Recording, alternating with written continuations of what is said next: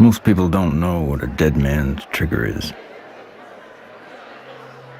And even fewer need one. Commander, is that? Yeah.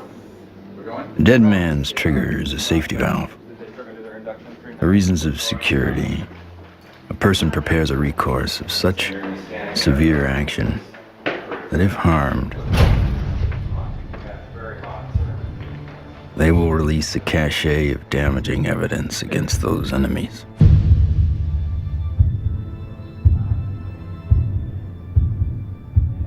Given his situation, Dr. Stephen Greer is one of those rare men.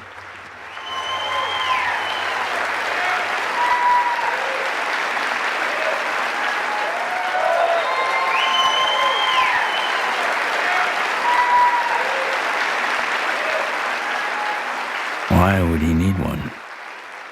He's not the first person to push the disclosure of a corrupt military-industrial agenda.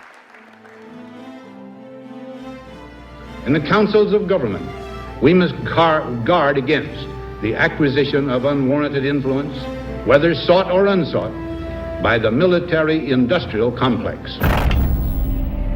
In his final public speech, a farewell address, no less, in a time when every second on TV was priceless, United States President Dwight D. Eisenhower decided not to brag about his victory in the Korean War. Instead, he cashed in all his chips to warn this nation of a hidden enemy. We have been compelled to create a permanent armaments industry of vast proportions. The total influence, economic, political, even spiritual, is felt in every city, every state house, every office of the federal government. We recognize the imperative need for this development, yet we must not fail to comprehend its grave implications. When I was with Lawrence Rockefeller at his ranch in 1993, he turned to me and he said, "The implications of this are so vast and so profound that no aspect of life on Earth will be unchanged by its disclosure." I said, "Yes, Lawrence, that's why it's been kept secret. It's not because it's trivial, it's because the implications are so profound." So there have been attempts to bring this information out for over 60 years. And here we sit in 2012 with the world still burning oil and gas and coal, when we have had technologies, sciences, and all the information we need to have had a completely new civilization. What Eisenhower warned us about over 60 years ago, according to Steve Greer, has long become truth in Washington, D.C. The most music, Q107, driving home with the Spearman. Hello, what are people all over D.C. saying about all this money we are giving? And why is Washington, D.C. booming? Because the rest of the country is sending their money here. I know, isn't it beautiful through the trees? My name is Ted Loader. I've been working with CSETI program and Dr. Greer for 15 years. Cool, huh? Yeah. One always wonders if the public really knew what was going on with government covert programs and how much money has been put into it, you know, hundreds of billions of dollars. I think the public would be a little annoyed. Thomas Jefferson believed all men have the right to life, liberty, and the pursuit of happiness. The government they formed would serve to secure those rights. But when corporations or other specialized groups of men become more powerful than those who govern, our security is at stake. Thomas Jefferson wrote about unchecked power of the corporation being a threat to the democracy and the banks. You see, the U.S. Federal Reserve Bank issues every dollar bill, yet it is not run by the U.S. government or any elected official. It is owned by a private banking cartel. But here I find the chairman of the Federal Reserve, who's in charge of the dollar, in charge of the money, in charge of what the money supply is going to be. The middle class is being wiped out. And nobody's understanding that it has to do with the value of money. Prices are going up. So how are you able to defend this policy of deliberate depreciation of our money?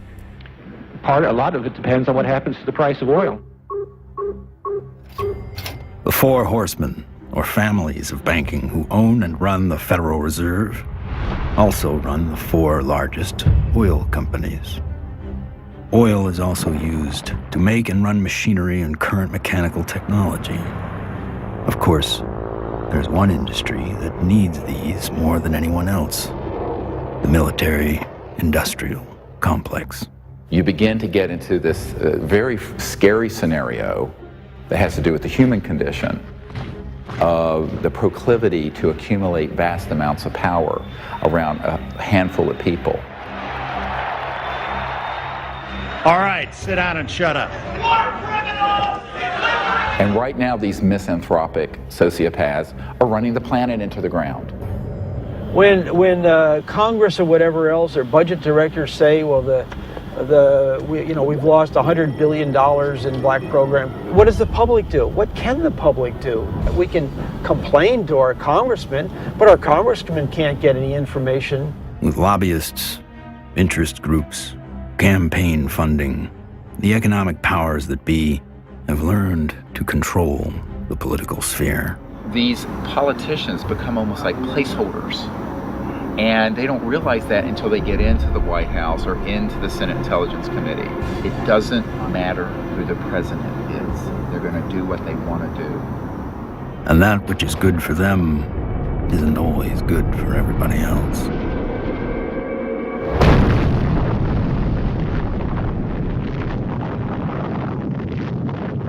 From 1945 to 1998, 2,053 nuclear bombs exploded on this planet. The United States detonated over half of them. Now I am become death, the destroyer of worlds. When the first nuclear bomb was exploded in Trinity, Robert Oppenheimer, one of the founding fathers of the nuclear age, said, "We have done this before."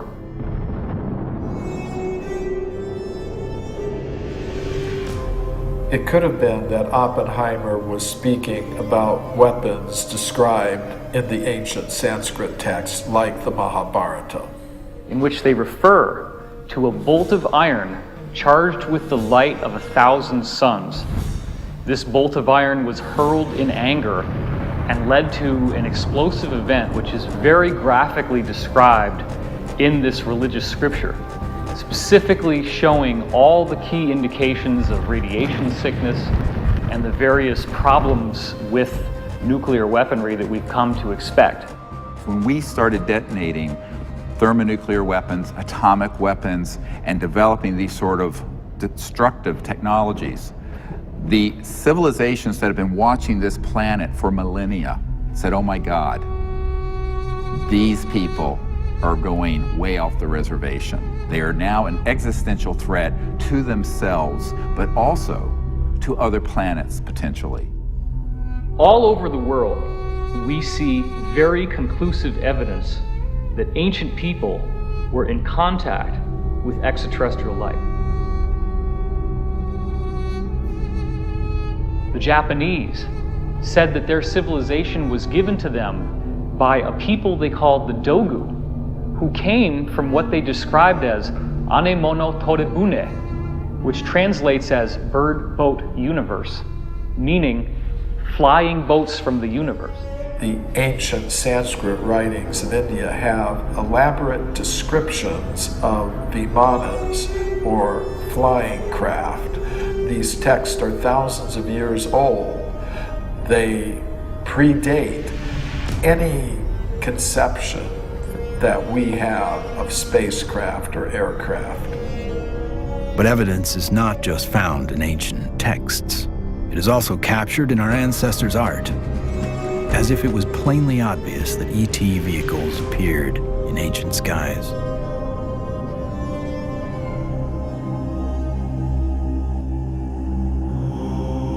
It is a foregone conclusion by most broad-minded people that we are not alone in this universe. The question is, how close are they? And we all looked up at once. It was almost like an intelligence told us, hey, look over here, we're here.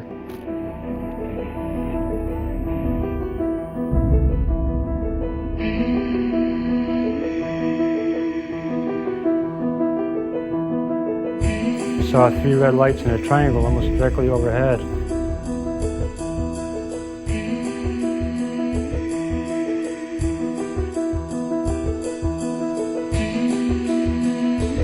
I saw these things and I ran inside and got my brothers and sisters. It had actually lifted up, and it could actually turn. I'm gonna ask you to look away. I love my hands, but I wasn't one who believed that UFOs might exist. I was satisfied they exist. the life I have isn't what I'd seen. They estimated 100 yards from the left wing was this 100-foot disc.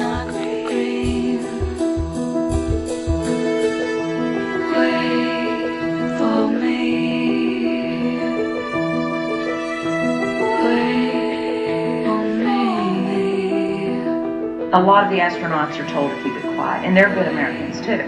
They develop the film from the moon, everything that's done by NASA.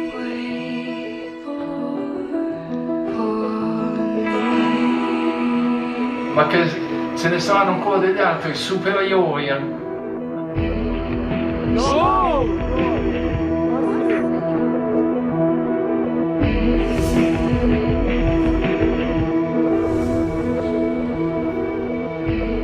There's so much evidence out there that even if less than 1% is true, that would be enough to collapse the current paradigm and change the whole planet.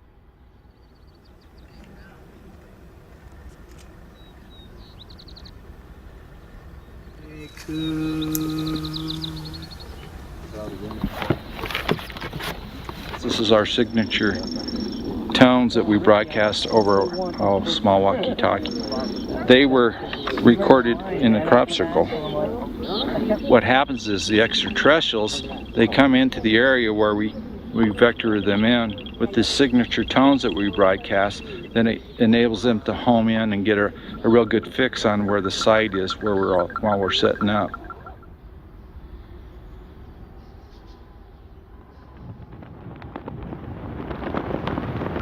The whole concepts of the crossing point of light, the